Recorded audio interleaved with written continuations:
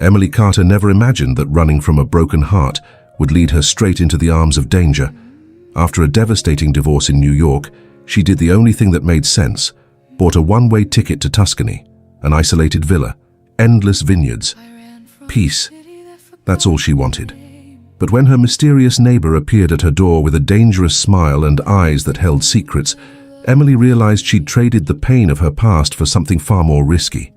Federico Santini wasn't just a charming millionaire. He was connected to the Mafia, and she, unknowingly, had just entered the most dangerous game of her life. If you love forbidden romance, suspense and second chances, subscribe to the channel and leave a comment telling us where you're watching from. Let's begin. The rain hammered against the taxi window as Emily watched Manhattan disappear in the rearview mirror. The city lights, which once seemed to glow with promise, now felt like cruel reminders of everything she'd lost. Her phone buzzed. Again. David, her ex-husband. She didn't even glance at the screen. What was there left to say? That their 5-year marriage had crumbled because he chose someone else?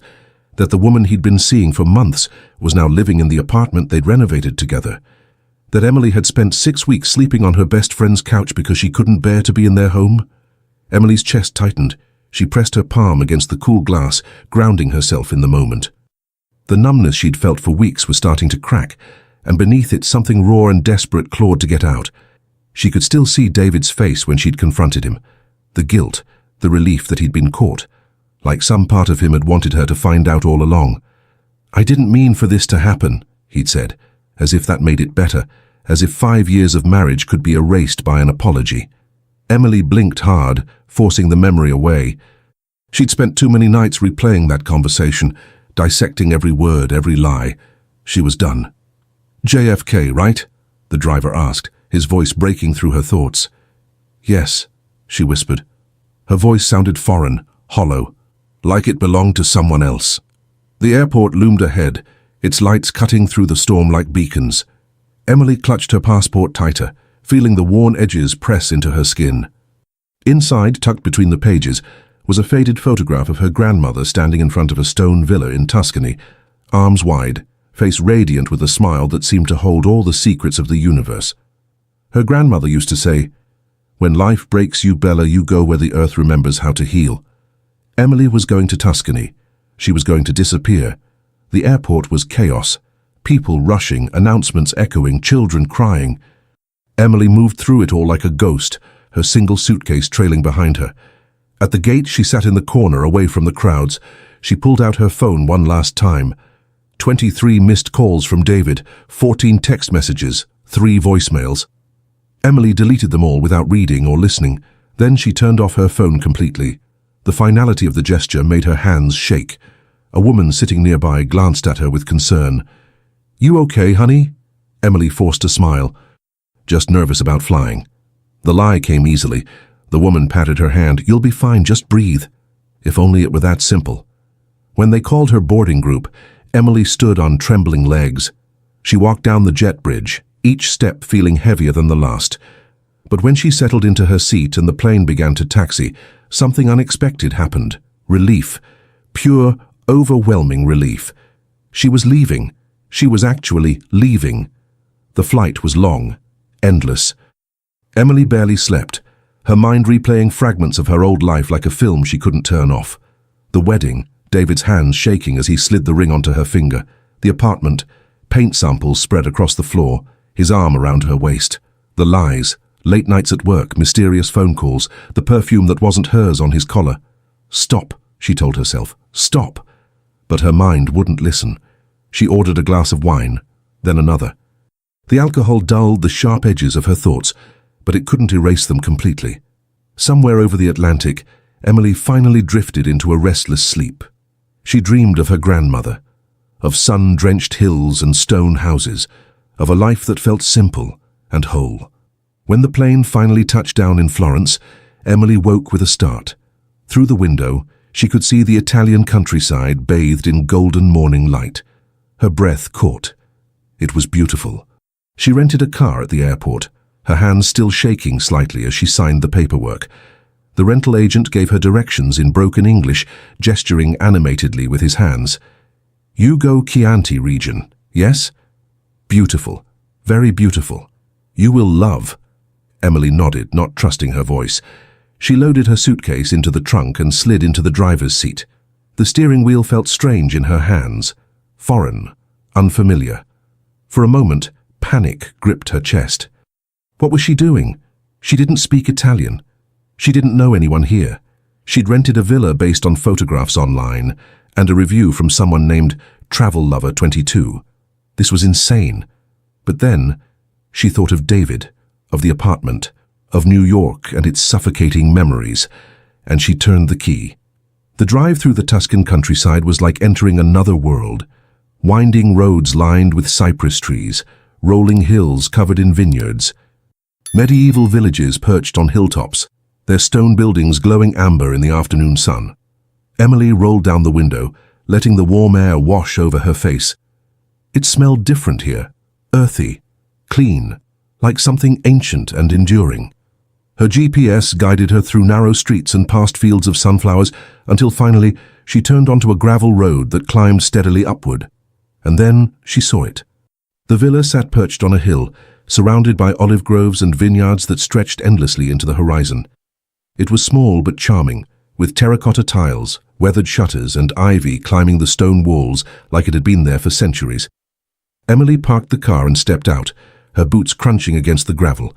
The silence was overwhelming. No traffic, no sirens, no voices. Just the wind rustling through the olive trees and the distant sound of birds. Emily walked to the edge of the property and looked out at the view. The sun was beginning to set, painting the sky in shades of pink and gold. The hills rolled on forever, dotted with farmhouses and vineyards. For the first time in months, Emily felt her shoulders drop. The tightness in her chest loosened just a little.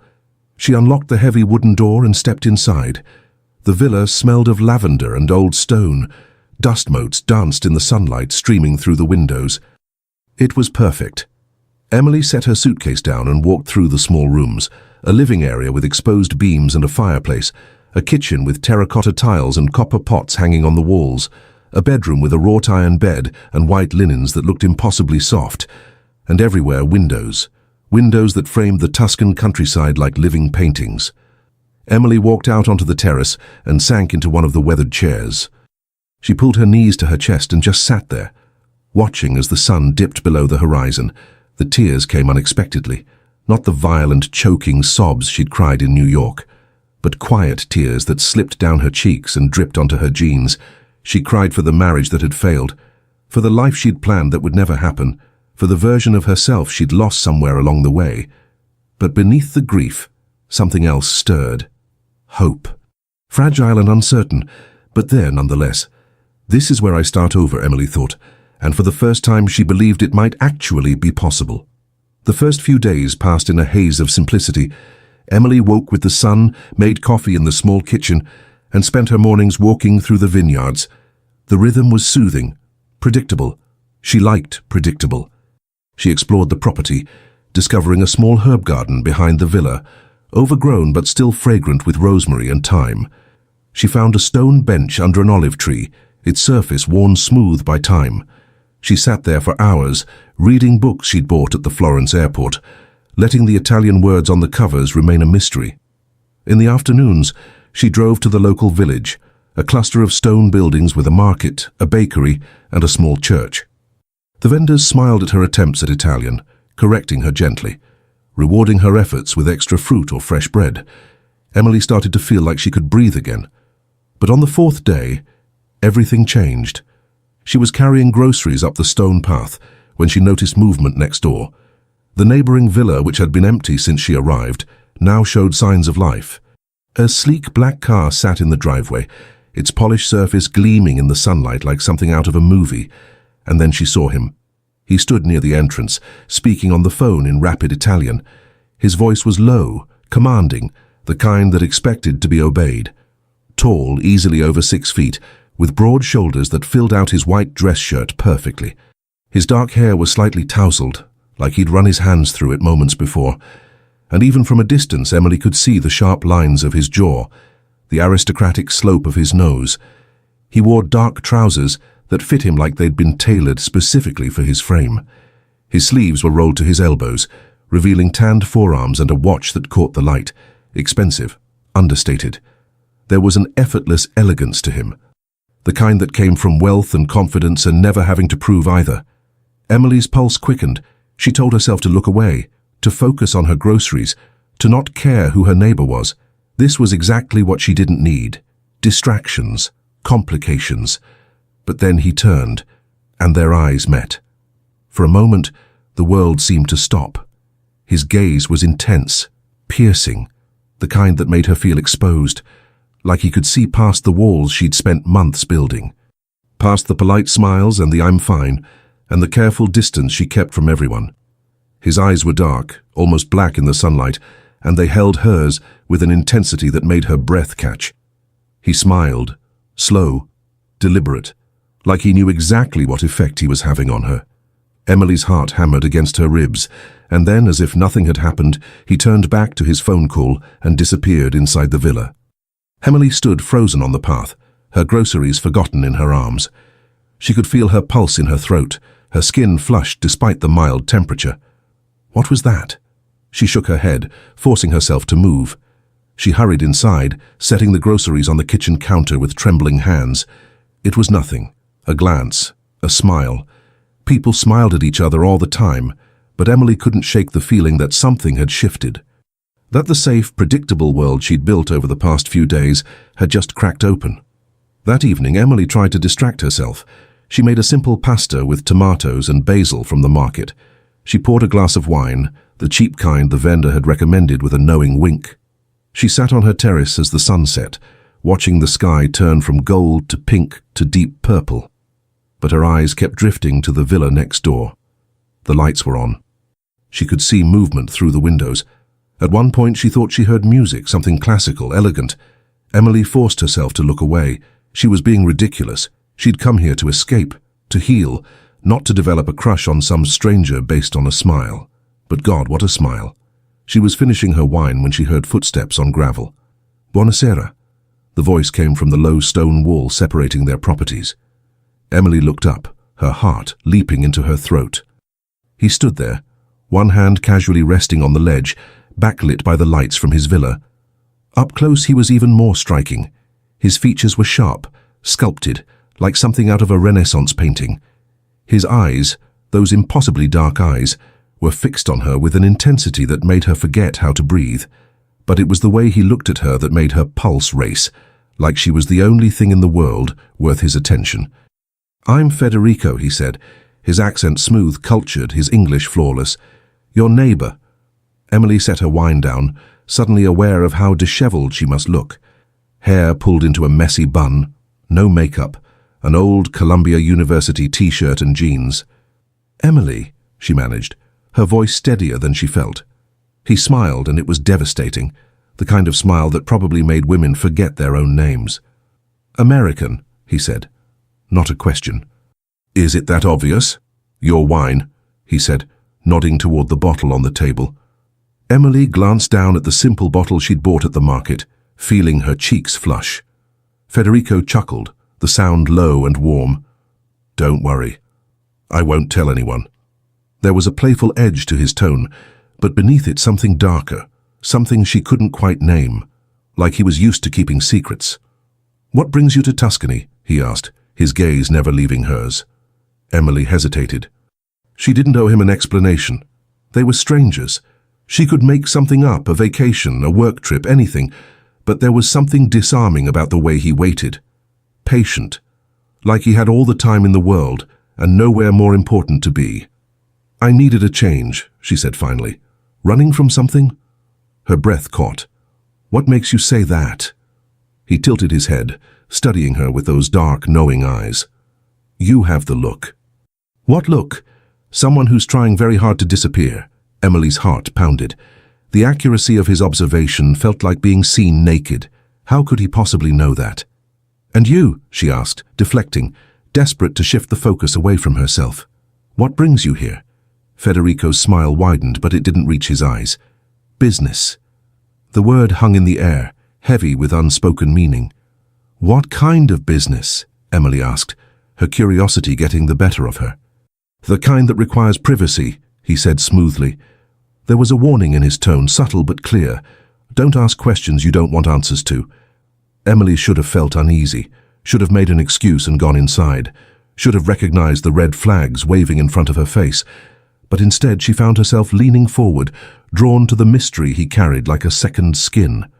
"Well," she said, raising her glass, "to privacy." Federico's eyes darkened, and for a moment she thought she saw something flicker in his expression. Surprise? Amusement? Respect?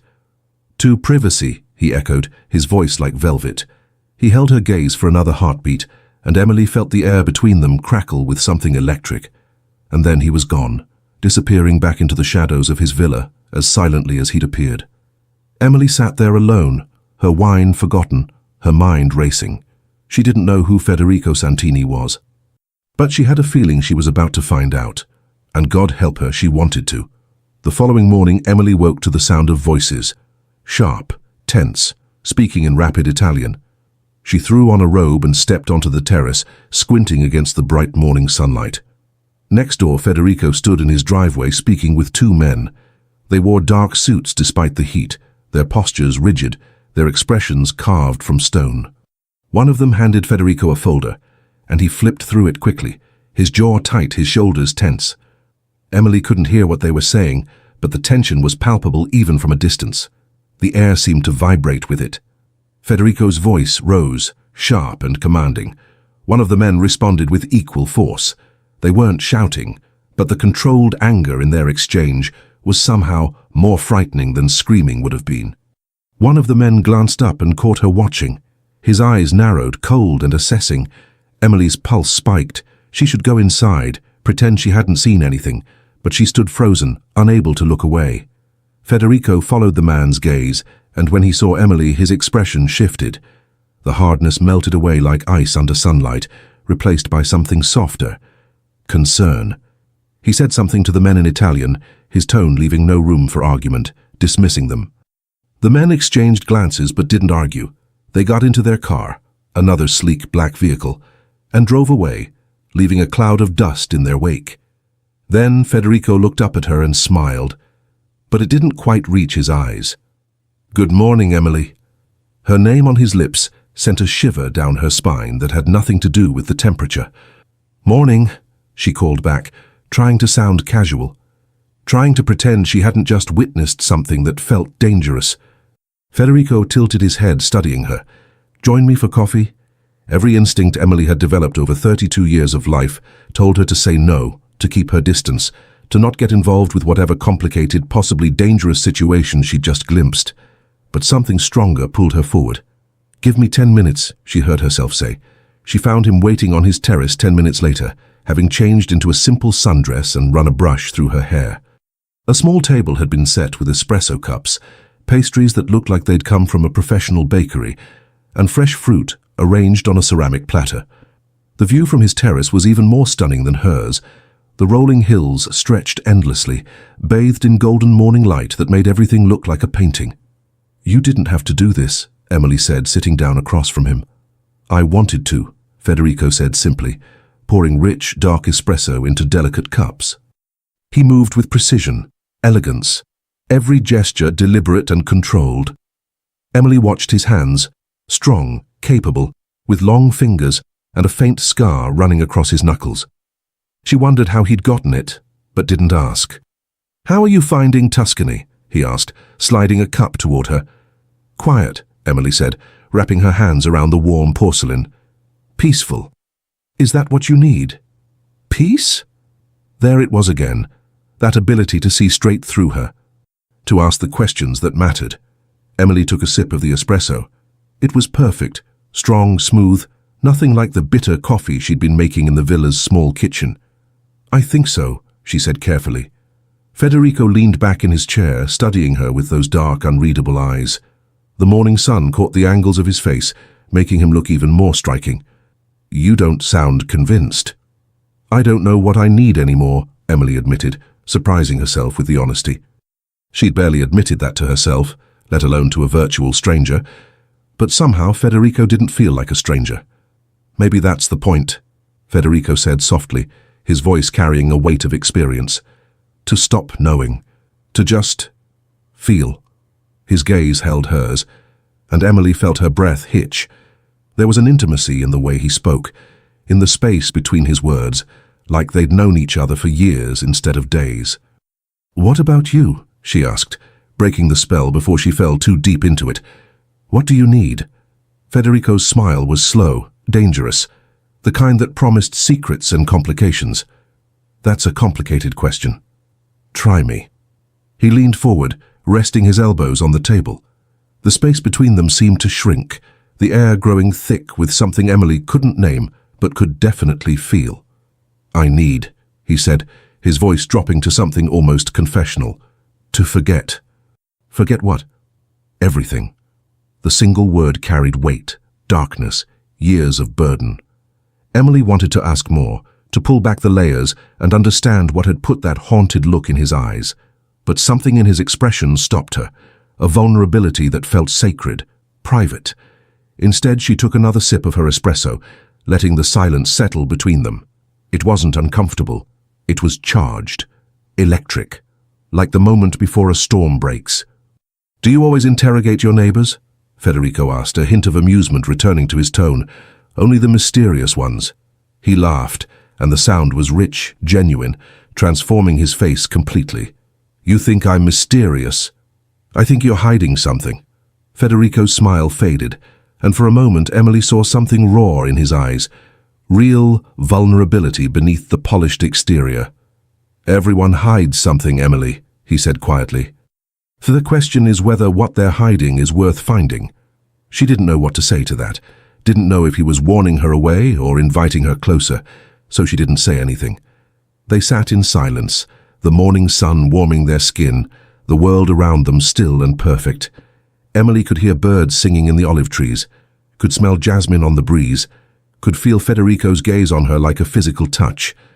And for the first time since arriving in Tuscany, Emily didn't feel alone, which was terrifying, because she'd come here specifically to be alone, to heal, to figure out who she was without David, without the marriage, without all the plans that had crumbled to dust. But sitting across from Federico, watching the sunlight play across his features, Emily wondered if maybe loneliness wasn't what she needed after all. They spent the rest of the morning together. Federico showed her around his property, a sprawling estate with manicured gardens, a pool that looked like it belonged in a magazine, and rows of grapevines that he explained were being cultivated for a private wine label. "You make wine?" Emily asked, running her fingers over the leaves of a vine. "My family has for generations," Federico said, "though I'll admit I'm better at drinking it than making it." Emily laughed, and Federico's eyes softened at the sound. They walked through the gardens, Federico pointing out different flowers and herbs, sharing stories about his grandmother who'd planted most of them. His voice carried a tenderness when he spoke of her that made Emily's chest ache. "She sounds wonderful," Emily said. "She was," Federico agreed. "She was the only person who ever made this place feel like home. And now?" Federico stopped walking, turning to face her. "Now it feels like a cage." The confession hung in the air between them, raw and honest. Before Emily could respond, his phone rang. Federico glanced at the screen, and his expression shuttered immediately. "I'm sorry," he said, his voice suddenly formal. "I have to take this." "Of course." He answered the phone in Italian, walking away toward the house, but Emily could hear the tension in his voice, see it in the rigid set of his shoulders. She stood alone in the garden, surrounded by beauty, feeling like she'd just glimpsed something she wasn't supposed to see. That evening, Emily couldn't stop thinking about Federico. The way he spoke, the way he looked at her, the weight of the things left unsaid. She tried to distract herself with a book, but the words blurred together. The characters felt flat compared to the very real, very complicated man next door. Finally, she gave up and poured herself a glass of wine. A better bottle this time, one she'd splurged on at the market, and stepped out onto the terrace. The night was warm, the air thick with the scent of jasmine and honeysuckle. Below, the vineyard stretched into darkness, and above the stars burned bright in a sky unpolluted by city lights. Emily had never seen so many stars. Couldn't sleep either. She jumped, nearly spilling her wine. Federico stood at the edge of his terrace, leaning against the railing. He wore a simple black t-shirt and dark jeans, and in the moonlight his features looked even more striking. More real somehow, less polished. "You scared me," Emily said, her heart racing for reasons that had nothing to do with being startled. "Sorry," he said, though the slight smirk on his face suggested he wasn't sorry at all. He climbed over the low stone wall separating their terraces with effortless grace, moving with the confidence of someone completely comfortable in his body. And then he walked toward her. Emily's pulse quickened with every step he took. "You shouldn't be here," she said, though she made no move to stop him, made no move to go inside or create distance. "Probably not," Federico agreed, stopping just a few feet away. The space between them hummed with tension, the kind that made Emily's skin feel too tight, her breath too shallow. "Why are you really here, Federico?" Emily asked, her voice barely above a whisper. "In Tuscany." His jaw tightened. She watched a muscle jump beneath the stubble on his cheek. "I told you. Business. What kind of business requires this much secrecy? Those men this morning were nothing you need to worry about." "But, Emily," her name was a warning, gentle but firm. "Some questions are better left unasked." "Why?" Federico stepped closer, and suddenly he was right there, close enough that Emily could see the flecks of gold in his dark eyes, close enough to feel the heat radiating from his body. "Because," he said softly, "once you know, you can't unknow. And I don't want that for you. What if I want to know anyway?" "You don't. How do you know what I want?" Federico's eyes searched hers, and for a long moment neither of them moved. Neither of them breathed. "My family," he said finally, his voice rough, each word pulled from somewhere deep, "is involved in things most people would call illegal." Emily's breath caught. She'd suspected, of course. The expensive car, the tense meetings, the way Federico carried himself like someone used to danger, but hearing him say it out loud made it real. "The Mafia," she said. It wasn't a question. Federico didn't deny it. He just stood there, watching her, waiting for her to run, expecting her to run. His whole body was tense, coiled, like he was bracing for impact. But Emily didn't move. "Are you afraid?" he asked softly. She should be. She knew that. Every rational part of her brain was screaming at her to go inside, lock the door, maybe even pack her things and leave Tuscany entirely. But when she looked into his eyes, all she saw was a man carrying the weight of a world he didn't choose, a man who just trusted her with the truth when he could have kept lying. "No," she whispered. Federico's eyes widened just slightly, like he hadn't expected that answer, like maybe no one had ever given him that answer before. "You should be," he said. "Maybe," Emily said, "but I'm not." They stood there, the night wrapping around them like a cocoon, the air thick with jasmine and possibility, and something neither of them could name. And then Federico reached out, his fingers brushing against her cheek. The touch was feather-light, barely there, but it sent fire through her veins. "You're dangerous, Emily Carter," he murmured, his thumb tracing the line of her jaw. "So are you." His lips curved into a slow, devastating smile. "Yes," he said, "I am." And Emily knew in that moment, standing under the Tuscan stars, with a man who just admitted to being part of the Mafia, that she was already falling, already lost, and she didn't care. The days that followed blurred together in a haze of stolen moments and unspoken promises. Morning coffee on Federico's terrace became routine. Evening walks through the vineyards, their shoulders brushing, became essential. Conversations that stretched long into the night, stars bearing witness to confessions neither had planned to make. Emily told herself it was just friendship, that she was reading too much into the way he looked at her, like she was something precious and fragile. The way his hand would linger on the small of her back when they walked, his touch burning through the thin fabric of her sundress, the way his voice softened when he said her name, like it was a prayer or a secret. But deep down, she knew better. This was dangerous territory, and she was walking straight into it with her eyes wide open. One afternoon, Federico took her to a small village nestled deeper in the hills. They drove with the windows down, warm air whipping through the car, Italian radio playing softly. Federico sang along to a song Emily didn't recognize, his voice surprisingly good, and she found herself smiling. "What?" he asked, catching her expression. "Nothing, you just seem different today." "Different how?" "Lighter," Emily said. "Like you're not carrying the weight of the world." Federico's smile faded slightly. "Maybe that's because of you." The admission hung between them. Too honest, too raw. Emily looked away, her heart pounding. They wandered through cobblestone streets barely wide enough for a car to pass, past flower-covered balconies where laundry hung drying in the sun, past ancient churches with doors worn smooth by centuries of hands. Old women sat in doorways, watching them with knowing eyes. Children played football in a tiny piazza, their laughter echoing off stone walls. "This is where my grandmother was from," Federico said as they stopped in the center of the piazza. He pointed to a building with faded blue shutters. She lived there until she was 18. Emily looked around, taking in the simple beauty of the place. Time moved differently here. Slower. Like the modern world hadn't quite reached this corner of Tuscany. "It's lovely," she said. "She used to tell me stories about growing up here," Federico continued, his voice carrying a note of longing. "About how the world was simpler, kinder, how people looked out for each other, not because they had to, but because they wanted to."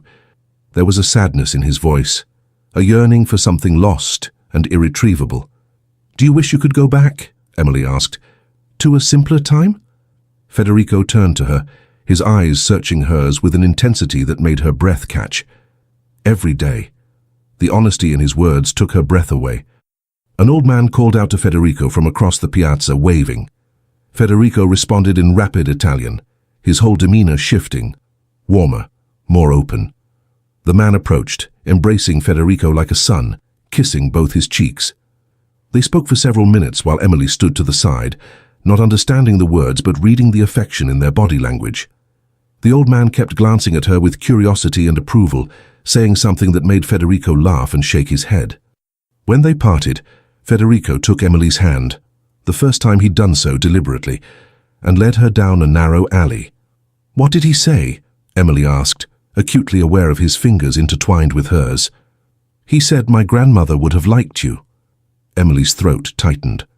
How would he know? "Because," Federico said, squeezing her hand gently, "she always said I needed someone who wasn't afraid of me." "I'm not afraid of you." "I know," Federico said softly. "That's what terrifies me." They stopped at a small cafe tucked into a corner of the village, sitting outside under a canopy of grapevines.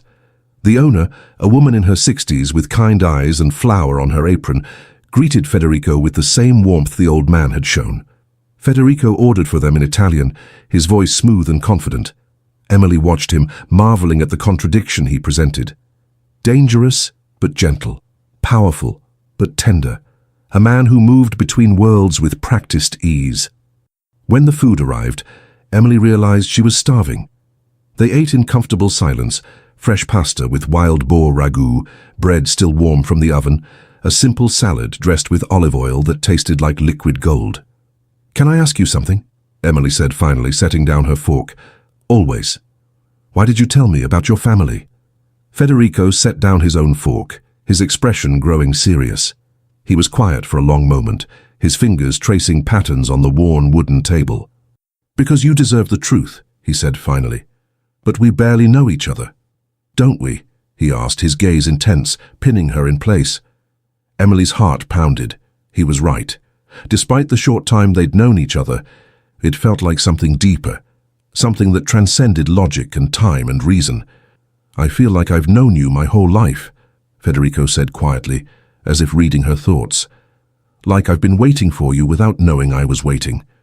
Emily swallowed hard, her eyes burning with unexpected tears. "I feel it too." The admission hung between them, raw and vulnerable and terrifying. Federico reached across the table, his hand covering hers. His touch was warm, grounding, real. "I don't want to hurt you," he said, his voice rough with emotion. "Then don't." His thumb traced slow circles on her skin, sending shivers up her arm despite the warm afternoon. "It's not that simple." "Why not?" "Because my world is dangerous, Emily." "And you—" He paused, his eyes searching hers with something that looked like desperation. "You're too good for it. Too pure." Emily pulled her hand back, frustration flaring hot in her chest. "Don't decide what's good for me. I'm trying to protect you. I don't need protection, Emily said, her voice sharp. I need honesty.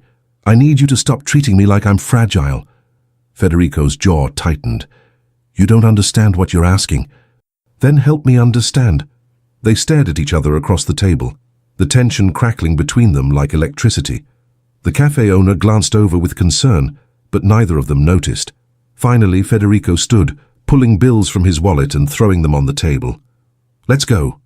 Emily followed him back to the car, her emotions a tangled mess of anger and longing and confusion. They drove in silence, the countryside blurring past, the earlier lightness replaced by something heavy and suffocating. When they arrived back at the villas, Federico walked her to her door. The sun was beginning to set, painting the sky in shades of amber and rose. Emily, he said, his voice low. She turned, her heart in her throat. He stepped closer, so close she could feel the heat radiating from his body, could smell his cologne, something woody and expensive. His hand came up, cupping her face with a tenderness that made her chest ache. I'm trying, he whispered, his forehead nearly touching hers. I'm trying so hard to stay away. Then stop trying, Emily breathed, her hands finding his chest, feeling his heart racing beneath her palms. Federico's eyes darkened, pupils dilating, and for a moment she thought he would kiss her. She wanted him to, needed him to. But instead he stepped back, his hand dropping, leaving her cold despite the warm evening. Good night, Emily. And then he was gone, walking back to his villa with measured steps, his shoulders tense. Emily stood there on her doorstep, her heart pounding, her body trembling with want and frustration. She was in too deep and she didn't care. 2 days passed without a word from Federico. Emily told herself she didn't care, that it was better this way, that the distance would help her remember why she'd come to Tuscany in the first place, to heal, to find herself, not to fall for a man who'd openly admitted to being part of the Mafia, but the ache in her chest said otherwise. Every time she heard a sound next door, her pulse would spike. Every time she looked out her window and saw his empty terrace, disappointment would wash over her. She threw herself into exploring the area, driving to different villages and towns. She visited the Siena Cathedral, standing in awe of its intricate marble floors and soaring architecture. She wandered through Florence's Uffizi Gallery, losing herself in Renaissance art. She sat in cafes, writing in the journal she'd bought, trying to process everything she was feeling. But everything reminded her of him. The espresso she ordered tasted bland compared to the coffee he'd made. The sunsets seemed less vibrant without someone to share them with. The silence of her villa felt oppressive instead of peaceful. On the third day, she heard a car pull up next door. Her heart leaped, but when she looked out, it wasn't Federico's sleek black vehicle. It was the 2 men from before, and they didn't look happy. Emily watched from her window as they pounded on Federico's door, their body language aggressive. When he finally answered, there was a heated exchange in Italian. Even without understanding the words, Emily could read the anger, the threats. One of the men shoved Federico hard enough that he stumbled back a step. Federico shoved back harder. Emily's pulse spiked, adrenaline flooding her system. The argument escalated, voices rising. One of the men gestured wildly. Federico stood his ground, his posture defensive but firm. And then she saw it. A gun. One of the men pulled it from inside his jacket, pointing it directly at Federico's chest. Emily's blood ran cold. She didn't think, didn't consider the consequences, didn't remember that she was supposed to be staying out of dangerous situations. She grabbed her phone and ran outside. "Stop!" she shouted, her voice carrying across the property. All 3 men turned to her, shock registering on their faces. Federico's expression shifted from anger to pure terror. "Emily, go inside." But she didn't move, couldn't move. Her feet felt rooted to the ground. The man with the gun lowered it slightly, confusion flickering across his hard features. He said something to Federico in Italian, his tone questioning. Federico responded sharply, stepping between Emily and the men, his body a shield. His voice was commanding, authoritative, the voice of someone used to being obeyed. There was a tense moment where nobody moved, nobody breathed. Emily could see the calculation in the men's eyes, could feel the weight of the decision hanging in the air. And then, slowly, the man with the gun put it away. He said something else to Federico, a warning maybe, or a threat, and then both men got in their car and drove away, tires spitting gravel. The silence they left behind was deafening. Federico turned to Emily, his face pale with fury. "What the hell were you thinking?" "They had a gun." "Exactly. You could have been hurt." His voice was raw, edged with fear she'd never heard before. "So could you. That's different." "How?" Emily demanded, stepping closer. "How is that different?" Federico ran both hands through his hair, his chest heaving. "Because I'm used to it. Because this is my life, Emily. This is what I was trying to protect you from." "I don't need protection." "Yes, you do," Federico shouted, and Emily had never heard him raise his voice before. "You have no idea what these people are capable of, what they would do to you if they thought you mattered to me." The words hung in the air between them. "If you mattered to me," Emily's breath caught. "Do I? Do you what?" "Matter to you." Federico stared at her, his expression cracking, all the careful control he maintained crumbling. "Yes," he said, the word torn from somewhere deep. "God help me, yes." Emily closed the distance between them. "Then don't push me away. Not now. Not because you're scared." "Emily." Her name was a plea. "I'm already in this, Federico. Don't you see? I'm already in this, whether you push me away or not." He stared at her, something breaking in his expression. All the walls he'd built, all the distance he'd tried to maintain. It shattered, and then he pulled her into his arms. Emily buried her face in his chest, feeling his heart pound against hers like a war drum. His arms wrapped around her, tight, almost crushing, like he was afraid she might disappear. "You're impossible," he murmured into her hair, his voice rough. "So are you." He pulled back just enough to look at her, his hands framing her face. His eyes searched hers, dark and intense, and filled with something that made her dizzy. "I can't keep you safe," he said, his voice cracking. "I don't care." "You should." "Federico," Emily whispered, her hands gripping his shirt, feeling the warmth of his skin beneath the fabric. "I'm already in this. Don't you understand? The moment you told me the truth, the moment I chose to stay, I made my choice." His eyes searched hers, looking for doubt, for fear, for any reason to let her go. But Emily held his gaze steady. "This is a mistake," he whispered, his thumb tracing her cheekbone. "I don't care," Emily said again. And then, finally, he kissed her. It was gentle at first, tentative, like he was afraid she might break. His lips brushed against hers softly, questioning. But Emily leaned in, her hands sliding up to his neck, and something shifted. The kiss deepened, urgent, desperate, like they were both drowning and the other was air. Federico's hands tangled in her hair, tilting her head back. Emily pressed closer, feeling the solid warmth of his body against hers, feeling his heartbeat hammering in time with her own. When they finally broke apart, both breathing hard, Federico rested his forehead against hers. "This changes everything," he whispered. "I know. There's no going back. I don't want to go back." Federico pulled back just enough to look at her, his eyes burning with intensity. "Then we do this together." "Together," Emily agreed, and this time, when he kissed her, it felt like a promise. That night, Federico told her everything. They sat on his terrace, the stars brilliant above them, a bottle of wine between them that neither touched. And he laid bare the life he'd been born into, like opening a wound. Emily listened, her hand in his, her heart breaking for the boy who'd never had a choice. "My grandfather started the business," Federico said, his voice quiet but steady. "Wine, olive oil, legitimate things. But there was another side.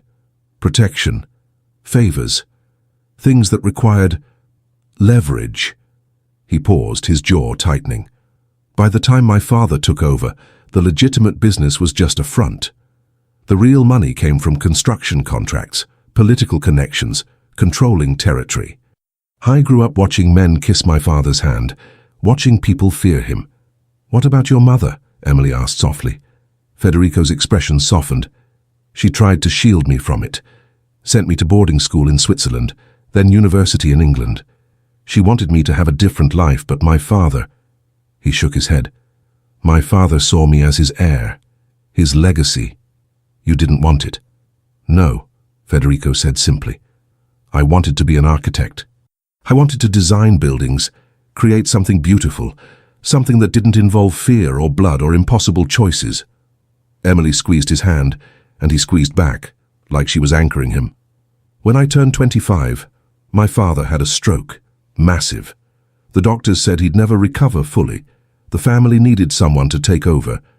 My uncle tried, but he didn't have the respect, the authority. So they came to me. And you couldn't say no. I could have, Federico said, his voice bitter. I should have, but my mother begged me, said the family would tear itself apart without leadership, said my father's enemies would come for us if we showed weakness. She was right. He fell silent, his eyes distant. I told myself it would be temporary, that I'd stabilize things and then leave. That was 8 years ago. Why haven't you left? Because every time I try, something happens. A rival family makes a move. A politician needs handling. Someone needs to be reminded why crossing the Santinis is a bad idea. His voice was hollow. I've tried to leave 3 times. Each time they pulled me back. Emily's chest ached. What happens if you just walk away? Federico laughed, but there was no humor in it. They'll come after me, after anyone I care about. My mother, my younger sister who lives in Milan and thinks I run a wine business. Anyone who matters to me becomes a target. The implication hung heavy between them.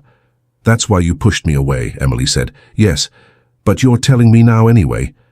Federico turned to her, his eyes intense. Because you deserve the truth.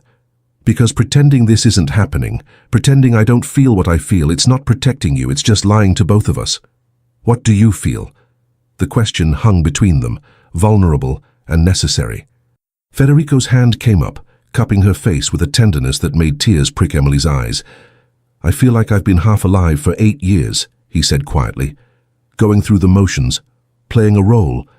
And then you showed up at this villa, running from your own ghosts, and suddenly I remembered what it felt like to want something, to hope for something. Emily's breath caught. I'm falling for you, Emily Carter, Federico whispered. God help us both, but I'm falling for you. Tears spilled down Emily's cheeks. I'm falling for you too. Federico pulled her close, and they sat there wrapped in each other as the night stretched around them. Emily could hear his heartbeat, steady and strong, could feel his breath in her hair. What do we do? She whispered. I don't know, Federico admitted. But I know I don't want to lose you. Then don't, Emily said, echoing her earlier words.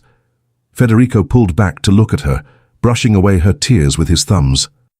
It won't be easy. There will be people who don't approve. Situations that are dangerous. You'll have to trust me even when I can't explain everything. I can do that. You'll have to accept that parts of my life are dark, that I've done things I'm not proud of. I can accept that. Emily. Her name was a warning and a plea. She took his face in her hands, making him look at her. I'm not naive, Federico. I know what I'm choosing, and I'm choosing you anyway. Something broke in his expression. Relief and hope and fear all tangled together, and then he kissed her like she was oxygen and he'd been drowning. They stayed on the terrace until the stars began to fade, talking in whispers, sharing pieces of themselves they'd hidden from the world. Emily told him about David, about the betrayal, the divorce, the feeling of being discarded like she'd never mattered, about coming to Tuscany to disappear. I'm glad you came here, Federico said, pressing a kiss to her temple. So am I. Even knowing what you know now? Especially knowing what I know now. Federico smiled, and it transformed his face, made him look younger, lighter. Stay with me tonight, he said. Just stay. I'll take the couch.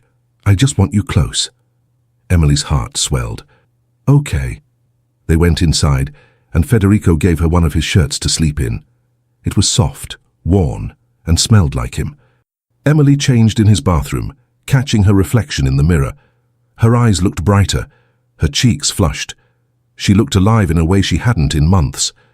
When she came out, Federico had made up the couch for himself with blankets and a pillow. He'd changed into sleep pants and a t-shirt, looking more relaxed than she'd ever seen him. The bed's through there, he said, gesturing to a door. But Emily walked to him instead.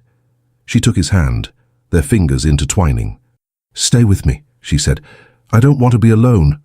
Federico's eyes darkened. Emily, just to sleep. I need to feel you close. He nodded, and they went to his bedroom together. The bed was massive, covered in white linens that looked impossibly soft. They lay down facing each other, inches apart in the darkness. "Thank you," Emily whispered, "for trusting me with the truth." "Thank you for not running," Federico whispered back. He reached out, his hand finding hers between them, and they fell asleep like that, fingers intertwined, hearts slowly learning to beat in sync. Emily woke to sunlight streaming through unfamiliar windows and the warm weight of an arm draped over her waist. For a moment she froze, disoriented. Then memory flooded back. Federico's terrace, his confession, falling asleep in his bed. She turned carefully, not wanting to wake him. He lay beside her, his face relaxed in sleep, dark lashes resting against his cheeks. He looked younger like this, peaceful. The lines of tension that usually bracketed his mouth had smoothed away. Emily's heart clenched. This beautiful, complicated man had let her in, had shown her his scars and his darkness, and trusted her not to run. As if sensing her gaze, Federico's eyes opened. For a moment, he looked confused. Then he smiled, slow and devastating. "Good morning," he murmured, his voice rough with sleep. "Good morning. Sleep well?" "Better than I have in months." Federico's smile widened. His hand came up, brushing a strand of hair from her face with infinite gentleness. "Coffee?" he asked. "Coffee sounds perfect." They got up, and Federico made espresso while Emily sat at his kitchen island, watching him move around the space with easy familiarity. He'd put on reading glasses to measure out the coffee, and Emily found it ridiculously endearing. "What?" he asked, catching her staring. "Nothing. You just look domestic." Federico laughed. "Don't let that get around. It would ruin my reputation." They took their coffee out to the terrace, where the morning sun was already warming the stone. Emily breathed in the Tuscan air, feeling more content than she had in years. "I could get used to this," she said without thinking. Federico looked at her, his expression unreadable. "So could I." They spent the morning together, easy and comfortable. Federico showed her how to make proper Italian pasta from scratch, flour dusting their hands, their shoulders brushing as they worked side by side. "You're a natural," he said, watching her roll out the dough. "Liar. This looks terrible." "It looks perfect." "You're biased." "Completely," he agreed, dropping a kiss on her shoulder that made her heart stutter. They cooked the pasta for lunch, eating on the terrace with a simple sauce Federico whipped up from tomatoes and herbs from his garden. It was the best meal Emily had ever eaten, though she suspected that had more to do with the company than the food. But as the afternoon wore on, Federico grew quiet, distracted. He kept checking his phone, his expression darkening with each message. "What's wrong?" Emily asked finally. Federico set down his phone, running a hand through his hair. "I have to go to Florence tomorrow, family business. How long will you be gone?" 2 days, maybe 3. He looked at her, his eyes troubled. "I don't want to leave you." "I'll be fine." "Emily, after what happened yesterday, those men won't come back. You made that clear." "I made it clear you're under my protection, which means they'll report it to my uncle, which means—" He trailed off, jaw tightening. "Which means what?" Federico sighed. "Which means I'll have to explain who you are, why you matter." Emily's pulse quickened. "And what will you tell them?" He looked at her for a long moment. "The truth. That you're mine." The possessiveness in his voice should have bothered her, should have triggered all her post-divorce wariness about being claimed, owned, treated like property. But coming from Federico, it felt different. It felt like protection, like promise. "I'm yours," Emily said softly, testing the words. Federico's eyes darkened. He stood, crossing to her chair and pulling her up to stand before him. "Say it again," he commanded gently. "I'm yours." He kissed her then, deep and claiming, and Emily melted into it. When they broke apart, both breathing hard, Federico rested his forehead against hers. "I have to go to this meeting," he said, "but I'll come back, I promise." "I believe you." The next morning, Emily woke alone in her own bed. She'd gone back to her villa the night before, needing space to think, to process everything that was happening. She watched from her terrace as Federico loaded a bag into his car. He wore a dark suit that made him look every inch the powerful man he was, intimidating, untouchable. But when he looked up and saw her, he smiled, waved, and Emily saw the man beneath the armor. He drove away, and the villas fell silent. Emily tried to keep busy. She went to the market, practiced her Italian with the vendors, bought fresh flowers for her table. She read on the terrace, took a long walk through the vineyards, but everything felt hollow without Federico. She was in trouble. Deep, dangerous trouble. She'd come to Tuscany to heal from one man, and somehow she'd fallen for another. A man infinitely more complicated. A man whose life involved guns and threats and impossible choices. But she couldn't bring herself to regret it. That evening, as Emily was making dinner, her phone rang.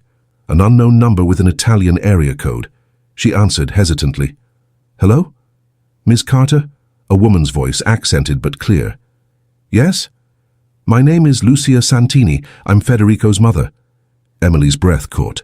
"Oh, hello. I hope I'm not disturbing you. Federico gave me your number. He thought we should speak." "Of course," Emily said, her mind racing. "Is everything okay?" "That depends," Lucia said, and there was steel beneath the politeness. "On what your intentions are with my son." Emily sat down, her legs suddenly weak. "I'm not sure I understand. Federico told the family about you, about an American woman staying next door who has captured his attention. This has caused some concern." "Concern? My son's life is complicated, Miss Carter. I'm sure he's explained this to you." "He has." "Then you understand that the people he associates with, the world he moves in, it's not safe for outsiders, particularly not for someone he cares about." Emily's chest tightened. "Are you asking me to leave?" There was a pause. Then, surprisingly, Lucia laughed softly. "No, Cara, I'm asking if you're prepared to stay. There's a difference." I don't know what you mean." "Federico has carried the weight of this family for 8 years, Lucia said, her voice gentling. 8 years of sacrifice, of putting duty before everything else, and in all that time I have never heard him sound the way he sounded when he spoke about you." Emily's throat tightened with emotion. "Hope," Lucia continued. "He sounded like he had hope again. So no, I'm not asking you to leave. I'm asking if you're strong enough to stay, because loving my son, truly loving him, will require strength, patience, the ability to live with uncertainty and fear." "I know," Emily whispered. "Do you? Because once you're part of his life, truly part of it, there's no going back. The family will know about you. His enemies will know about you. You'll become a target, a liability, something to be protected or exploited." Emily took a shaky breath. "I understand. And you're still here?" "Yes." Another pause. Then, "Good. Because I think my son needs you, Miss Carter. More than he's needed anyone in a very long time." Tears pricked Emily's eyes. "He told me about you. About how you tried to give him a different life." "I failed," Lucia said sadly. "No. You gave him a choice. Even if he chose to come back, even if duty pulled him back, you gave him the knowledge that another life was possible. That matters." Lucia was quiet for a long moment. "Perhaps you're right. Will you come to dinner when Federico returns? I'd like to meet the woman who's given my son hope. I'd be honored. Ben, take care of yourself, Cara, and don't wander far from the villa." Federico left guards watching the property, though you won't see them. The words should have been alarming. Instead, they were oddly comforting. "Thank you for calling, Mrs. Santini. Lucia, please, and Emily, welcome to the family." The line went dead. Emily sat there in her kitchen, phone still in hand, heart pounding. Welcome to the family. She'd come to Tuscany to escape one life, and somehow she'd stumbled into another. Federico returned late on the third day. Emily had fallen asleep on the couch, a book open on her chest, when she heard the sound of his car on the gravel drive. She was out the door before she could think, running across the property in bare feet, her heart hammering. Federico was climbing out of the car, his suit rumpled, exhaustion written in every line of his body. But when he saw her running toward him, his face transformed. He caught her as she launched herself into his arms, lifting her off her feet, burying his face in her hair. "I missed you," he murmured. "I missed you too." He set her down, his hands framing her face, and kissed her like he'd been starving for it. Emily kissed him back with equal desperation, her fingers tangling in his hair. When they finally broke apart, both breathing hard, Federico rested his forehead against hers. "My mother called you," he said. "Not a question." "She did." I hope she didn't scare you. She didn't. She was kind, protective. Federico smiled. She likes you. She told me so. Said you had strength. She invited me to dinner. She did? Federico pulled back to look at her, surprise in his eyes. Is that bad? No, it's good. It means she approves, which is important because... He trailed off, suddenly looking nervous. Because what? Federico took her hand, leading her to the stone wall where they'd first talked. They sat together under the stars, and Emily waited, sensing he needed time to find the words. The family knows about you now, he said finally. My uncle, my cousins, the associates. They know there's an American woman I'm involved with. And they're not happy about it. They see you as a weakness, a distraction, something that could compromise my judgment. Emily's chest tightened. What did you tell them? Federico turned to her, his eyes fierce. I told them they were right. That you do affect my judgment. That for the first time in 8 years I'm making decisions based on what I want, not just what the family needs. And that if they have a problem with that, they can find someone else to clean up their messes.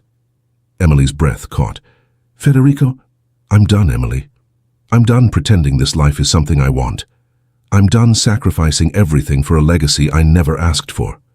What are you saying? I'm saying I'm leaving.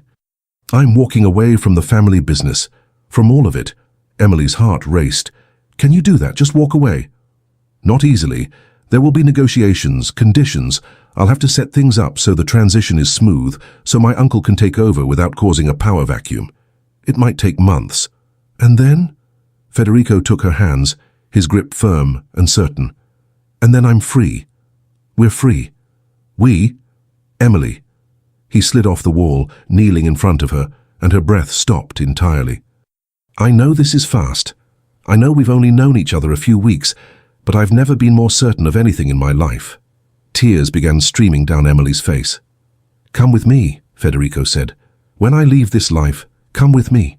We'll go anywhere you want. Build a life that's ours, not dictated by duty or fear or the past. I'll design buildings.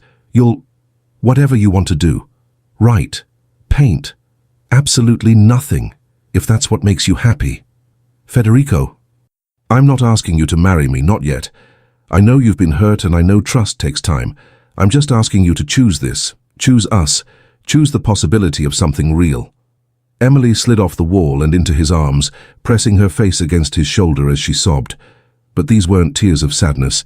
They were tears of relief, of joy, of finally finding something that felt right. Yes, she whispered. Yes. Federico pulled back to look at her, hope blazing in his eyes. Yes. Yes. I choose you. I choose us. He kissed her then, pouring everything he felt into it, relief and love and promise. When they broke apart, both laughing through their tears, the future suddenly seemed impossibly bright. The next morning, Emily woke to find Federico already up, on the phone speaking rapid Italian, but his free hand was stroking her hair, keeping her close. When he hung up, he kissed her forehead. That was my lawyer. We're starting the process, drawing up papers, setting conditions for my exit. How long will it take? 6 months, maybe. Maybe less if I'm willing to make concessions. What kind of concessions? Federico's jaw tightened. Financial. Territorial. The family keeps certain assets, certain connections. I walk away with enough to live comfortably, but not enough to start a rival operation. And you're okay with that? Emily, I'd walk away with nothing if it meant being free of this. The money doesn't matter, you matter. She kissed him, soft and lingering. What do we do for 6 months? She asked. We stay here. I finish what needs to be finished and we plan our future. Where do you want to go after? Federico smiled. I was thinking maybe America, New York if you want to go back, or somewhere new, California, Oregon, anywhere you want. What about your architecture? You said you wanted to design buildings. His eyes lit up. I've been thinking about that. There's a firm in Portland that does sustainable design, green buildings. I reached out while I was in Florence. They're interested in meeting. Emily's heart swelled. You did that? I told you. I'm done living for other people. I want a life that's mine. Ours. The months that followed were the strangest, most beautiful period of Emily's life. She watched Federico systematically dismantle his involvement in the family business. There were tense meetings, shouting matches in Italian that she couldn't understand but could feel the weight of. There were late nights when he came home exhausted, collapsing into her arms. But there were also mornings waking up together, afternoons exploring Tuscany, visiting every village and vineyard they could find. Evenings cooking dinner side by side, learning to move around each other with easy familiarity. Emily met Federico's mother over dinner at a beautiful villa in Florence. Lucia Santini was elegant, sharp-eyed, and fiercely protective of her son. But she embraced Emily warmly, whispering in her ear, "Thank you for giving him back to me." She met Federico's sister, Isabella, a brilliant lawyer in Milan who knew nothing about the family's true business. Isabella took Emily shopping, gossiped about Federico's childhood, treated her like family immediately. Emily called her parents in Boston, told them she wasn't coming home yet, that she'd found something, someone, worth staying for. Her mother was skeptical, her father was concerned, but they'd heard the happiness in her voice and reluctantly gave their blessing. And through it all, Emily and Federico grew closer, learning each other's rhythms, sharing dreams and fears, building something real and solid and true. 6 months to the day after Federico had first told her he was leaving, he walked into the villa they now shared, Emily having moved in 3 months prior, and simply said, "It's done." Emily looked up from her laptop where she'd been working on the novel she'd started writing. "Done? I'm out, officially. Papers signed, agreements in place. I'm a free man." Emily stood, her heart pounding. "You're sure?" "I'm sure." She crossed the room and wrapped her arms around him. "How do you feel?" Federico was quiet for a long moment, his arms tight around her. "Light," he said finally. "Like I can finally breathe." That evening, they sat on the terrace together, watching the Tuscan sunset paint the sky in shades of rose and gold. "Where should we go first?" Emily asked. "Portland. I have that meeting with the architecture firm. After that?" He turned to her, his eyes soft. "After that, wherever you want." "What if I want to stay here?" Federico raised an eyebrow. "In Tuscany?" "Maybe. Or maybe we split time. 6 months here, 6 months somewhere else. Keep the villa as a home base." "You want to keep the villa?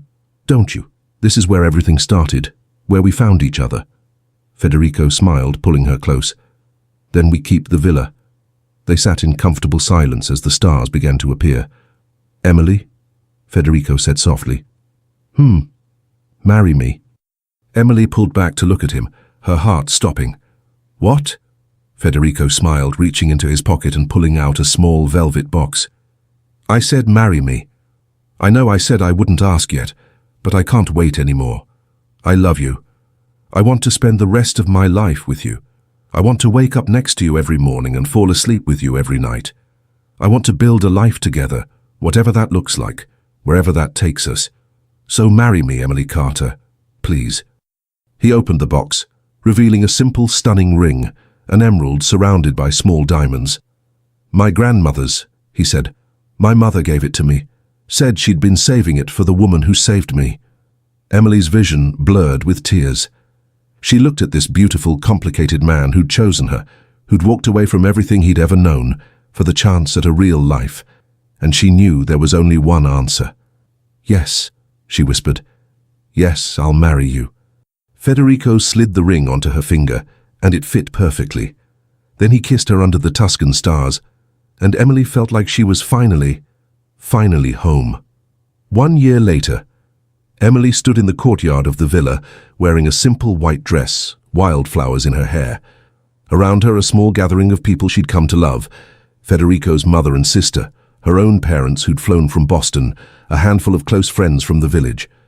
And Federico, standing at the makeshift altar under the olive tree, looking at her like she was the only person in the world. They'd written their own vows, promised to choose each other every day, to build a life based on love and trust and the freedom to be themselves. When the officiant pronounced them married, Federico kissed her to cheers and applause. That night, at the reception under string lights in the garden, Emily's father pulled her aside. "Are you happy?" he asked. Emily looked across the courtyard at her husband, who was laughing at something Isabella had said, his face open and light. "More than I ever thought possible," she said. Her father smiled. "Good. That's all I've ever wanted for you." Later, when the guests had gone home and the stars were brilliant overhead, Federico and Emily stood on their terrace, the same terrace where they'd first really talked. "Do you ever regret it?" Emily asked. "Leaving your old life?" Federico pulled her close, pressing a kiss to her temple. "Not for a single second. You gave me something I never thought I'd have." "What's that?" "A future worth living." Emily turned in his arms, looking up at the man she loved. "You gave me the same thing." "Then we're even." "We're lucky." "We're blessed," Federico corrected. And standing there under the Tuscan stars, Emily had to agree. She'd come to Italy running from heartbreak. And she'd found home. The end. This story is a work of fiction. All characters, events, names, and situations are entirely fictional and created for storytelling and entertainment purposes only. Any resemblance to real persons, living or dead, or to real events is purely coincidental. This narrative explores emotional journeys, personal choices, and romantic connections in a fictional context. It does not promote violence, illegal activity, or harmful behavior. Viewer discretion is advised for emotional intensity. I want a quiet, I want a peace, a place where broken hearts could breathe. I didn't know fate was waiting there, with dark eyes and a dangerous stare. I crossed an ocean to disappear, but somehow you found me here. Under the Tuscan sky, we're standing on the line between the fear we carry and the love we can't deny. If loving you is reckless, I still choose the fall. I'd rather burn in truth than feel nothing at all. Under the stars where the past can't reach, you touch my soul, we're still bruised and weak. If this is danger, I won't run away. I found my home in the risk we take. You wear your scars like a second skin, a crown of secrets, a life you didn't choose to live. They taught you power, they taught you fear,